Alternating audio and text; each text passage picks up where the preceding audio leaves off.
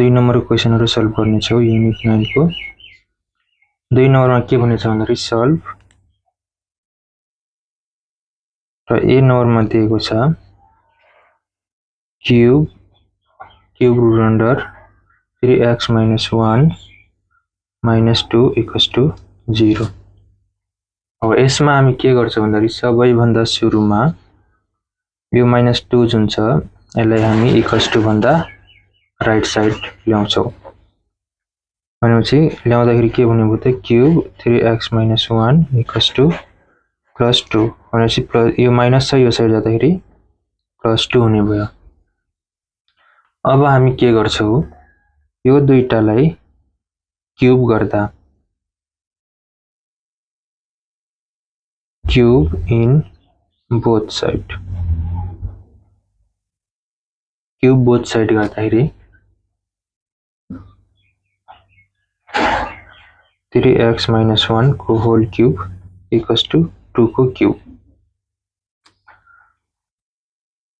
गर्दा के कति हुने भयो त यो क्यूब र यो क्यूब क्यान्सल भनेपछि बाँकी बच्यो 3x - 1 = 2 को क्यूब भनेपछि 2 * 2 * 2 भनेपछि 2 दुना 4 4 दुना 8 3x - 1 = 8।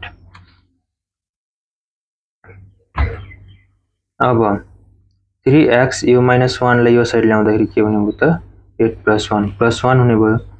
अब 3x = कति हुने भयो त 9 हुने भयो। 8 + 1 9। अब यो 3 र x के छ मल्टिप्लाई फर्ममा छ भने यो 3 लाई हामी राइट साइड लग्दाखेरि यो मल्टिप्लाईमा छ यो साइड जाँदा हाम्रो के हुन्छ डिभाइड। त्यही भएर x = कति हुने भयो 9/3। अब यो भागा गर्दाखेरि कति हुने भयो त 3 हाम्रो आन्सर हुने भयो। त्यसैगरी अब हाम्रो बी नम्बरमा छ। बी नम्बरमा रहेको छ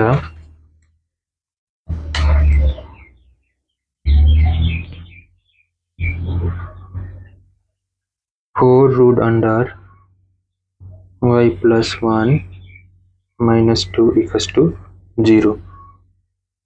अब पहिला गरे जस्तै ए नम्बरमा गरे जस्तै हामी बी नम्बरमा के गर्छ भन्दाखेरि यो जुन -2 छ -2 लाई हामी राइट साइडमा लग्छौं।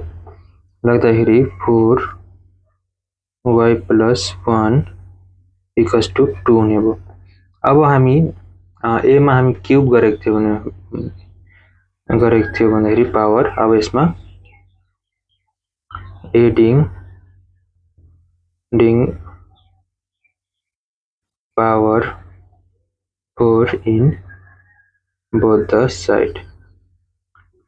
यसमा हामी पावर चाहिँ कति 4 एड गर्छौं दुईटै साइडमा। एड गर्दाखेरि कति हुने भयो त y + 1 होल पावर 4 = 2 को पावर 4 हुने भयो।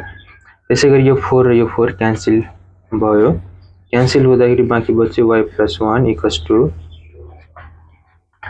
अब y को पावर 4 भनेको कति हो त 2 * 2 * 2 * 2 हो। भनेपछि 2 2 जा 4 4 2 जा 8 2 जा 16 टोटल कति हुने भयो त y + 1 = 16।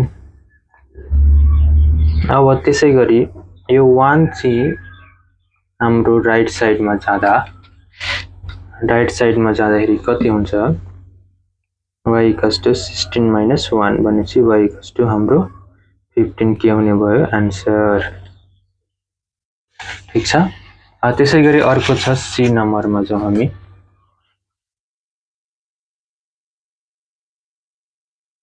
हाम्रो सी नम्बरमा रहेको छ क्यूब 4y + 1 - क्यूब y + 13 = 0। ठीक छ। अब हामी यसमा के गर्छौं सबैभन्दा सुरुमा यो जुन माइनस क्यूब y + 13 छ यसलाई चाहिँ हामी राइट साइडमा ल्याउँछौं। अब ल्याउँदाखेरि cube root of 4y + 1 equals to cube root of y plus 13 हुने भयो। ठीक छ। अब हामी पावर क्यूब दुईटै साइडमा एड गर्छौं। एड गर्दाखेरि हाम्रो के हुन्छ त क्यूब 4y प्लस 1 को power cube equals to cube y plus 13 को पावर क्यूब। अब दुई ठाउँ एड गर्दाखेरि क्यूब र रुट हाम्रो क्यान्सल भइसक्यो। अब बाँकी बच्यो त 4y plus 1 equals to y plus 13 यति बाँकी बच्यो। अब y जुन छ त्यसलाई हामी एकतर्फ राखौं र 13 र 1 लाई चाहिँ हामी एकतर्फ राखौं। त्यही भएर 4y अब यो y छ हामी यो साइड ल्याउँदाखेरि प्लसमा छ, लेफ्ट साइड आउँदाखेरि के हुने हो त माइनस इक्वल्स टू 13। अब यो 1 जुन छ राइट साइड जाँदाखेरि हाम्रो हुन्छ -1। अब 4y माइनस 1y बाँकी बच्यो कति 3y इक्वल्स टू 13 माइनस 1 गर्दाखेरि हाम्रो बच्यो 12। त्यसैगरी अब यो 3 र y को बीचमा के छ त मल्टिप्लिकेसन छ, भनेपछि राइट साइड जाँदाखेरि हाम्रो के हुन्छ डिभाइड हुन्छ। त्यही भएर हामी 3 लाई चाहिँ राइट साइड पठाउँदै छौं y equals to 12 divide by 3। अब y equals to 12 divide by 3 गर्दाखेरि हाम्रो आन्सर हो 4।